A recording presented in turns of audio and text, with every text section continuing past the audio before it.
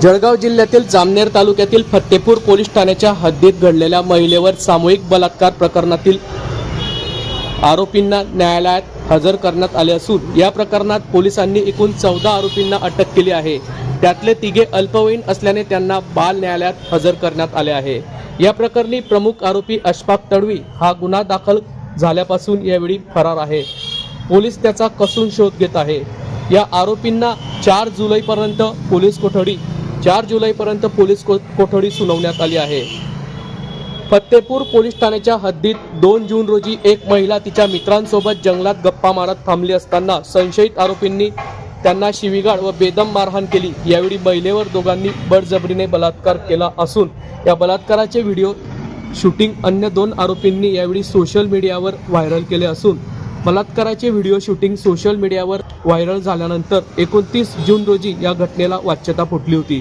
त्यानंतर पोलिसांनी या प्रकरणी तातडीने कारवाई करत 15 पैकी 14 आरोपींना अटक केली असून या प्रकरणी आज दिनांक 1 जुलै रोजी दुपारी 2 वाजता अधिक माहिती प्राप्त झाली असून या संदर्भात अप्पर पोलीस अधीक्षक अशोक नखाते यांनी याबाबत अधिक माहिती दिली।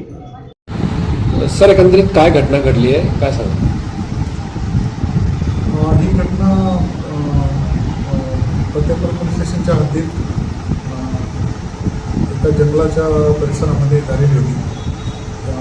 एक पुरुष आणि एक महिला तिथून जात होते, तर तिथं टू व्हीलरवर जात असताना ते जंगलाच्या तिथं थांबलेले होते झाडाखाली। तर अशा वेळेला तिथल्याच परिसरातले जवळजवळ 15 जे तरुण आहेत ते त्या जंगलाच्या परिसरामध्ये काही निमित्तानं आलेले होते। तर त्यांनी त्यांना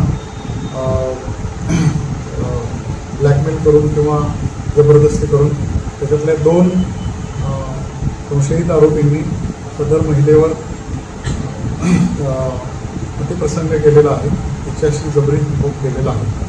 त्याच्यावरून काल सदर पीडित फिर्यादी महिलेच्या तक्रारीवरून आपण 15 लोकांच्या विरुद्ध गुन्हा दाखल केलेला आहे। 2 लोकांनी ॲक्च्युअल रेप केला आणि बाकीच्यांनी त्यांना सपोर्ट केले म्हणून, आणि त्याच्यातल्या दोघांनी व्हिडिओ रेकॉर्डिंग केले आणि ते सोशल मीडियावर व्हायरल केले असं म्हणून आपण त्यांच्यावर गुन्हा दाखल केलेला आहे। 15 पैकी 14 आरोपी अटक आहेत, कालच त्यांना अटक केलेलं आहे आणि आता एक आरोपी फरार आहे, त्याचा शोध आपली पथकं घेत आहेत। यामध्ये अल्पवयीन आहेत, याच्यातले 3 विधी संघर्षग्रस्त पालक आहेत, त्यांच्यावर पण त्या नियमाप्रमाणे कारवाई करण्यात येते। सर, आरोपींना कोर्टात हजर केले का? आधी पोलीस कस्टडीची कारवाई केली? आरोपींना काल अटक केलेलं आहे, आज न्यायालयासमोर हजर करण्यात येत आहे। पोलीस कस्टडीची मागणी केलेली आहे पुढचा तपास करण्यासाठी, त्यानुसार कारवाई होईल।